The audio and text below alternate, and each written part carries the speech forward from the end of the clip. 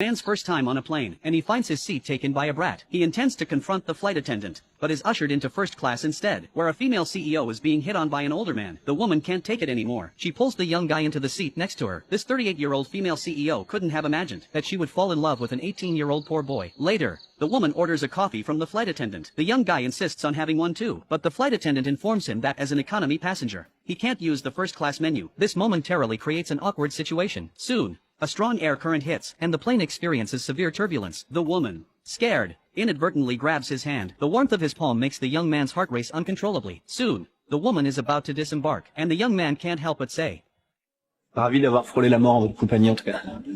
His approach to flirting is too young. He says things that are pointless. Only after he leaves does the young man realize that he forgot his USB drive on the woman's computer. He immediately rushes out to catch her, even though he shouts loudly from behind. The people in the car don't hear him at all. They appear to be moving away from each other, but fate binds them tightly together. He's a revered man among men, and she's a female CEO. Her focus is on work. So there are often rumors that she's a woman who doesn't understand romance. That evening, the woman finally discovers that she has lost the USB drive containing important data. While she's troubled, she suddenly sees a note on the screen. It even includes a phone number. The woman dials the number, and the person who answers is the young man from the plane. After getting the address, the woman quickly rushes over. In the crowd, the young man waves to her, then he takes her to a bar. The noisy atmosphere in the bar makes the strong woman uncomfortable, but the young man is very happy, and even introduces her to his friends. The woman wants to quickly retrieve the USB drive, but the young man says the things are at his place, and asks her to come along in his car to get them. Reluctantly, the woman agrees to go with him, but she never expected that his vehicle would be a shabby pink scooter. Looking quite run down, the woman is worried about the safety of the vehicle. The young man assures her that his riding skills are top-notch. The woman hesitates for a while, but ultimately puts on a helmet, only to find that she can't fasten the buckle. The young man takes the initiative to help her, unbeknownst to either of them at the time. This misleading angle is captured by two girls in the bar and posted online. Soon, the young man takes her back to his place. The room is a mess. The man rummages around under the table, finally finding the lost USB drive. The woman simply says thank you in passing, and then leaves. The young man wanted to invite her for a cup of coffee, but due to nervousness, he stutters in his speech. The woman says, although you're a good person, a young boy isn't my type. Watching the goddess leave, he couldn't help but feel disappointed. Early the next morning, as the woman returns to the company, she notices her subordinate's strange looks, as if something is being concealed from her. Even the old man cleaning the windows looks greedy, until the receptionist shows her a photo. The woman realizes that the events of the previous day were posted online, and when the big boss found out, he encouraged her to pursue a romantic relationship, but no one knew it was all just a misunderstanding. The woman tells her friend about this incident, and unexpectedly, her friend says the same thing as the boss. Why not try going on a date? Your dreary life and work should have changed a long time ago. After returning home, the woman thinks for a long time, and finally takes a brave step forward. The usually composed and assertive woman changes into a youthful and vibrant outfit. To everyone's surprise, when this 38-year-old woman steps onto the college campus, she leaves a group of young men dumbfounded, with her confident stride, and the charisma she exudes, leaving passers-by in awe. The young man who never forgot about her, could never have imagined that the goddess would come looking for him. With a wave of her hand, she easily captivates the young man with a few words. The woman suggests visiting the campus, and the man readily agrees. Onlookers cast envious glances their way. At the woman's initiative, they finally learn each other's names, and invites him to an art exhibition that evening, and John gladly accepts. This is their first date. The woman is full of suggestive gestures and movements, while the young man enjoys the event, and also introduces him to her colleagues. In the midst of their conversation, the noticeable age gap between the two draws peculiar looks. As they leave for home, the woman suddenly receives a call. It turns out her sister had arranged a blind date for her, saying the doctor is waiting at home. The woman didn't want to go, but the young man accidentally hears the word doctor, and asks if someone is injured. To avoid embarrassment, the woman casually mentions that someone at home is sick. The young man becomes very anxious upon hearing this, and quickly flags down a taxi on the street for her. He then pulls the passenger out and explains that there's a sick person who needs to go to the hospital. After a series of actions, he finally brings the goddess to another man's doorstep. His actions warm Anne's heart. This forced blind date is just a formality, and is just going through the motions. In the following days, their romance blossoms within the confines of the old vehicle, and invites him to attend a fashion show, where many influential figures in the fashion world gather. She warns him to remain quiet, and at that moment, a model suddenly trips and falls. John rushes forward to help. This unexpected move surprises Anne, and leaves an impression on the bigwigs. As they spend more time together, their relationship begins to progress. That night, after John drops her off at home, he attempts to hold Anne's hand, but she deliberately avoids it, creating an awkward atmosphere. As he leaves, the young man says goodnight, but immediately regrets it. Why didn't he take a more proactive approach?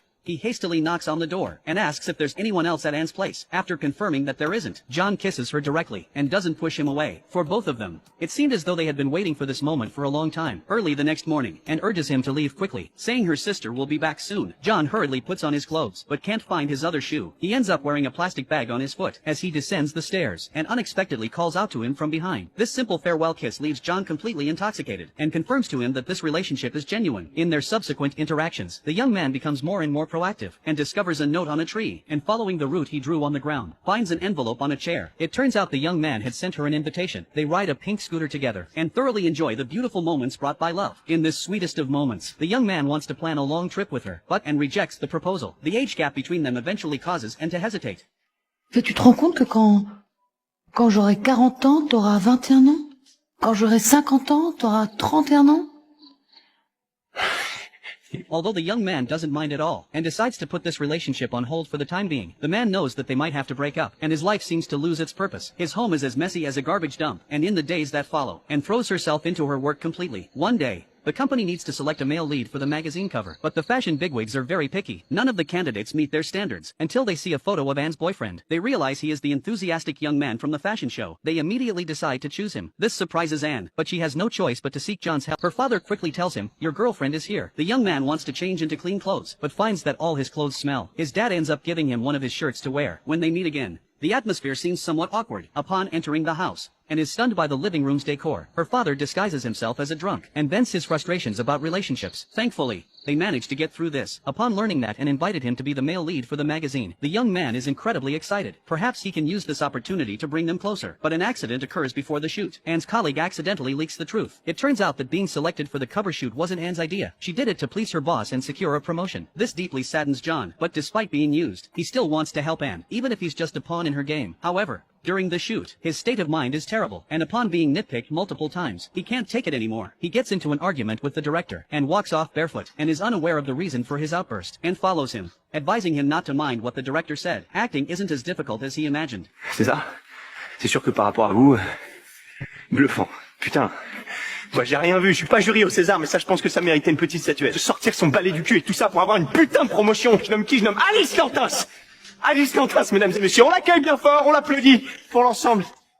Although he's angry, he doesn't want this incident to affect Anne's work. His heart is broken, and she feels guilty. Shortly thereafter, Anne resigns from her job. She had always wanted to become a writer, and now she finally has the time to do what she wants. And as she passes by that large tree once again, everything feels different. Life seems to be perpetually lonely. That day, she finds John's other shoe behind the mirror, and sees his poster on the bus. She stands still for a long time, realizing that she truly loved that man. She decides to win back that affection, and visits the school to find him. But she is mistaken for a new teacher, and asked to give a speech. John is dumbfounded in the crowd, and everyone waits for Anne to speak, not expecting to receive a romantic confession.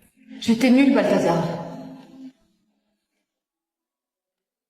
Je pense à toi, mais tout le temps, en fait. Ces nuits-là, je faisais pas semblant.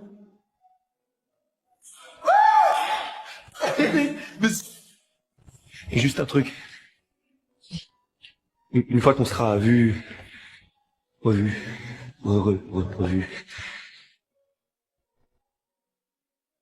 Shortly after, their love is sweeter than ever, still in that familiar old pink scooter, still wearing that sunny smile, and Anne's new book is about to be published. Two people with a 20-year age gap have finally found their happiness.